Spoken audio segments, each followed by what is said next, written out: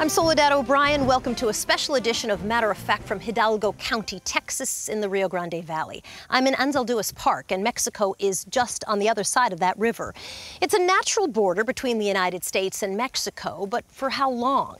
Build the Wall was one of President Trump's most popular campaign promises. He even revived it for the midterm elections. The border between the U.S. and Mexico is nearly 2,000 miles long. And little by little, immigration policies dating back to President Bill Clinton and George W. Bush walled off large sections of California and Arizona and New Mexico. But large swaths of southern Texas remained open. That's because it's estimated that 95% of the land is privately owned. In March, Congress approved $1.6 billion for 100 miles of border fencing throughout California and New Mexico and Texas. The largest stretch, 33 miles, will rise in the Rio Grande Valley. 25 miles will cut through Hidalgo County. And it is deja vu for property owners in the projected path of the barrier. They told our correspondent, Jess Gomez, they're not giving up their land without a fight this time. In South Texas, the Rio Grande River, the border between Mexico and the United States. The water right now looks like glass. It's so peaceful. For the Cavazos siblings, the banks of the Rio Grande in Mission hold a lifetime of memories. It was my grandmother who bought this land at a time that women couldn't buy land, so my uncle and my dad had to sign for it. The 65 acres of former farmland is now dotted with small rental properties, income that helps keep the family afloat. We don't get rich off of it, but help us pay the taxes and the bills that we have. We have not received your permission to access the property. Now the letters are piling up at the home Lisa, a former teacher, shares with her disabled brother Fred.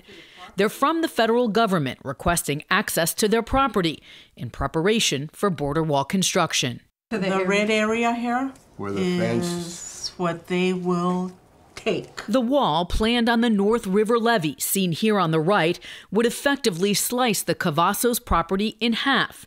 They say trapping their land, animals, and riverfront properties on the other side. I would assume that my renters would not want to be here on the inside of the wall. The Cavazos, who welcome the near constant presence of Border Patrol on and near their property, feel a wall here will do little good. If you can't catch them coming across, that wider river, a wall is not going to stop them either. Their cousin, Ray Anzaldua, points to the border barrier that went up near his Granjeno property 10 years ago. The former customs agent says at more than a mile from the actual border, it's created a no man's land. In essence, you're going to have a staging area for illegal activity, and it's just a waste of money. But Othel Brand says the barrier here that runs through the Hidalgo Water District he manages has reduced illegal traffic. He sent his employees to firearms training after he says someone crossing the border shot at them. I don't want that 5% element that's going to come across here that's criminal. I don't want people coming into my country illegally. I want them to follow my laws like I have to live by every day.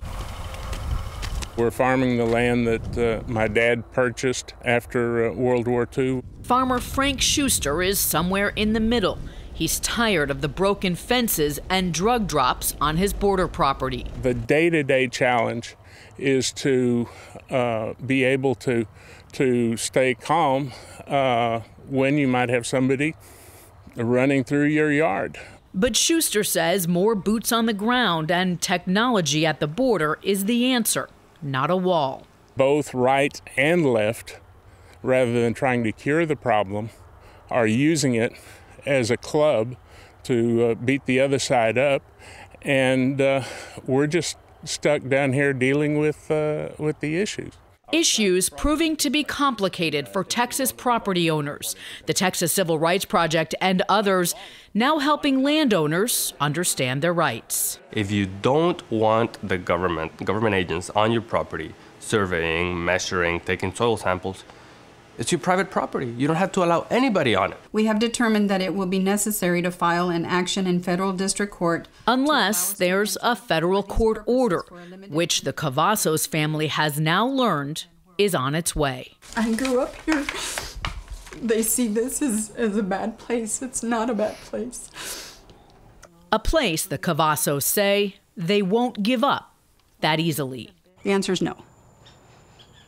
And we'll fight it as long as we can. For my family, for my ancestors. In Mission, Texas, for Matter of Fact, I'm Jessica Gomez.